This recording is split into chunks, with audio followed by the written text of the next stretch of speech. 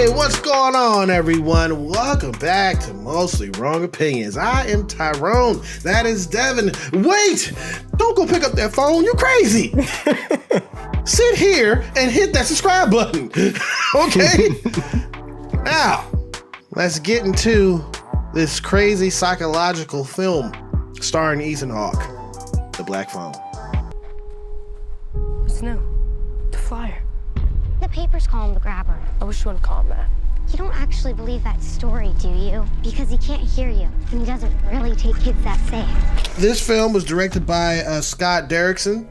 He directed Sinister and Doctor Strange, the first Doctor Strange. Which I couldn't really see his directing style or anything, or his editing style or whatever in that film. But I've seen Sinister, and the color palette of Sinister reminds me of this. That's the regular horror movie garbage look. It's just gray on gray on gray on gray on brown. Gray brown. yeah. But I think more important than the director here is the writer. Yeah, this was based off a short story. Yeah, this was written by Joe Hill, who is, of course, Stephen King's son. So you can see all kinds of echoes here. Because going into this, I did not know that until I saw his name pop up on the credits. I was like, "This is a Joe Hill story." I'm like, "Oh, so Stephen King had a little thing." And he was like, "You know what I'm saying?" He had a little thing in there. And you can feel it, you can feel it. There you go, exactly. But as soon as I figured out that this was written by Joe Hill, a lot of the movie made a lot of sense to me than I think it would have made otherwise. From a horror psychological standpoint, right? Well, no, from a filmmaking standpoint. Oh, okay. Because no one would choose to set the film in one room unless you've got just a super low budget. I don't know why you would choose to do this, but a book would, right? Because you get into the mind of the character and things like that. And the bulk of this movie does take place in a single room. But in general, just very broadly, this movie is based in the mid-70s in Denver, Colorado. Yep. And in this little small town, little boys are going up missing, and they are calling this guy who they think is stealing the little boys the grabber. And the grabber is terrorizing this little town. And one day, our main character gets grabbed, and now he's got to figure out what to do and how to get out of this situation. And I thought this movie was good, but I also thought it was interesting that the best character, perhaps the main character, was not the little boy. It was his sister. I thought his sister absolutely stole the show. That actress has a future ahead of her, man. I thought she was great. She was funny. She was very vulnerable. I thought she was full of talent. His sister was a medium in this film. Right. And he was too, a little bit. Yeah, a little bit. Because if you think about it, it's like all the other boys who were kidnapped, none of this happened to them. At least they didn't show it in film. They couldn't hear the phone, but he could. Yeah. This film had some spooky elements, but wasn't like a horror movie. The thing about I disagree with that. I think this was truly a horror movie. That type of stuff doesn't really jolt me. The thing that got me going was this phone is ringing. That's the cool thing. That's the cool thing about it. The supernatural part. The supernatural part. I feel like horror films always have so many jump scares. And dude, jump scares are bad. They're just the lamest. They are base level type of shit. And I thought I'd be going into a jump scare, palooza, and I'm like, oh God. But this wasn't that at all. I thought this movie really was like, could you escape this room? And I'm like, no. I'm like, I don't think I could get out. I think I'd be dead. And to me, felt like horror. This person was in a horrible position, and even though the little girl who was not in the room, but she was trying to save her brother, I liked that feeling of desperation, that feeling of chasing the clock, and I consider that horror far more than probably anything I've seen in a while. I'm saying personally, it did not freak me out. It didn't give me no creeps or anything, and like that. That doesn't happen a lot to me anyway. And this might be the problem with horror, or a problem with horror, that it's very subjective. Like, again, horror and humor kind of shake hands here. You know, some people find things funny, some people don't. Some things find things horrifying, some people don't. I thought this movie was true horror. I thought the idea that this little boy could one day grow up to become our villain, I thought that was true a possibility. horror. Yeah, because we know very little about Ethan Hawke's the grabber, but all we do know is what he's doing and who he's grabbing, and I feel like this tells you a lot about the character without them ever explicitly saying or having some stupid ass flashback like in Stranger Things. He's gonna always put it down. Oh yeah, because it just is bad, right? It's bad. It's an easy target. But I like how in this film you can infer things about our villain, that he's stealing what he calls, or grabbing what he considers to be naughty boys, right? So I'm like, oh, okay. So he's only grabbing the tough kids, right? The people that are brawling, fighting, using knives. Those are the people he's grabbing, right? The naughty boys. And then if you're being naughty and he catches you being naughty, what does he do? He's sitting in that chair without a shirt on, with a belt in his hand. And I feel like that tells you a lot about maybe what his father did to him. And I'm like, okay, so I feel like I could infer and I understand things about the character without them given me some stupid ass flashback. You know what I mean? Like I feel like that felt, you put some pieces smarter. Together, sir. Well, the movie is there for you. If you would like to pick up these pieces, they're there.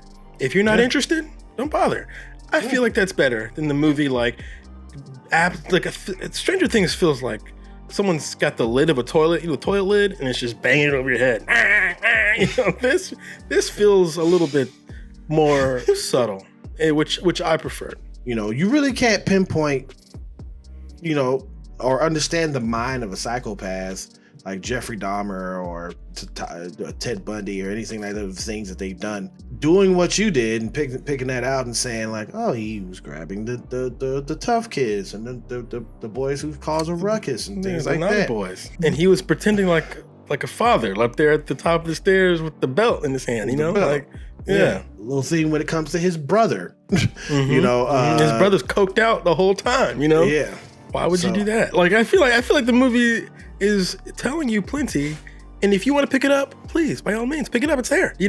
If not, don't. And sit there and enjoy the drama and the music and the drab colors or whatever. To me that feels smarter. Now that's not. I feel like I'm like saying this movie is like, the greatest movie of all time. It's not. It's not. But I appreciated that the movie did not insult me, which I think goes a long way, especially with horror, when sometimes they do go a little too far. Well, it was a good comparison to what his actual father is. His father was a beater, a drunk. His father was also a monster. Yeah. Yeah. Just because his sister was having dreams about actual things happening to kids. Well, you understood his father too, because it was more than that, right? Their mother was also some sort of a medium, and this somehow, they don't really go into any detail, led her to her death, and which sent the father in some sort of terrible downward spiral, and now he's seeing this happening with his daughter, and which led to this great scene. I mean, oh my God, that was a great scene. This little girl, I'm gonna rave about that little girl, man. Yeah, I just think she was great.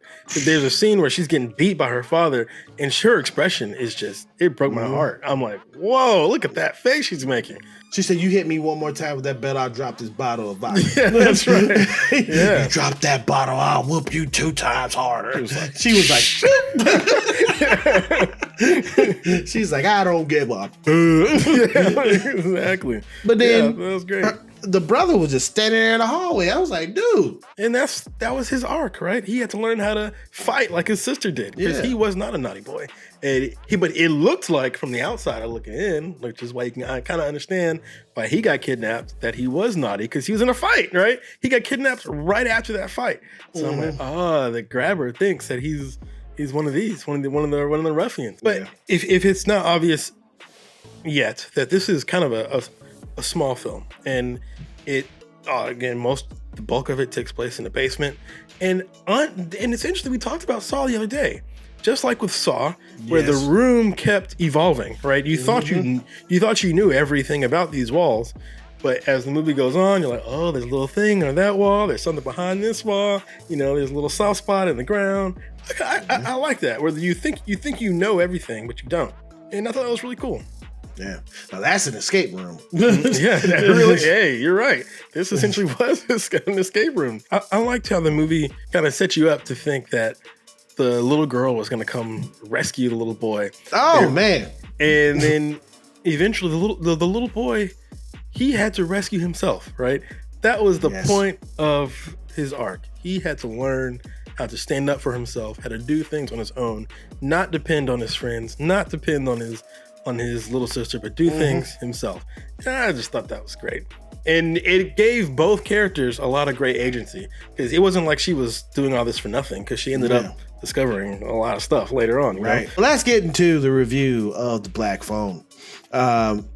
Great acting overall. The little girl was the best actress in there. The setting was good, really well. It was written very well also. It wasn't a scary movie to me, but I'm gonna go ahead and give this film a C+. C+, great. Yeah, I liked the movie quite a bit. I thought it was very breezy compared to Elvis. I thought Elvis, I felt all 3 hours of Elvis. This one, I felt like my heart was beating at some points, and I'm like, oh shit, and I'm like into the movie. Hey, that's fun. I'm like into it. So I thought that was kind of fun. So I'm gonna give this movie. I've given out a lot of these, but I'm giving this movie a B-. I liked it quite a bit, and I thought this was I immediately got the book. I'm like, hey, I want to read this book to see what this is about. My plan was to read it before we reviewed, but didn't have the time. But I thought that was pretty good. And that comes from, I'm a big Stephen King fan, but I am not much of a Joe Hill fan. So like, I feel like Joe Hill's not, at least the few books I've read haven't really scratched any itches for me. But I liked this story, and I could see how this could be a very interesting book. So or interesting short story. So I was into it, and I was into the film. I liked it. I liked it quite a bit. I thought the younger actors have a good future, especially that little girl. I will keep my eye out. I will keep my eye out on her. I think she's got a bright future. But I gave this film a C+. Devin gave this film a B-. We both recommend you going to the theater and seeing this film. This film is a good movie. So go ahead and go to the theater and check out The Black Phone. Creepiest damn thing. Hey, thank you for clicking on this video. We really do appreciate it. And if you can do us a favor, our subscriber count is going up really, really, really good. And if you want to be a part of the crew, hit that subscribe button right there. Okay? Help us out. Come along with the team. And if you liked our review, hit that thumbs up. It really does help out the channel. Or you can hit that thumbs down. Whatever it is your opinion. But just remember one thing. It's mostly wrong. All right? Bye.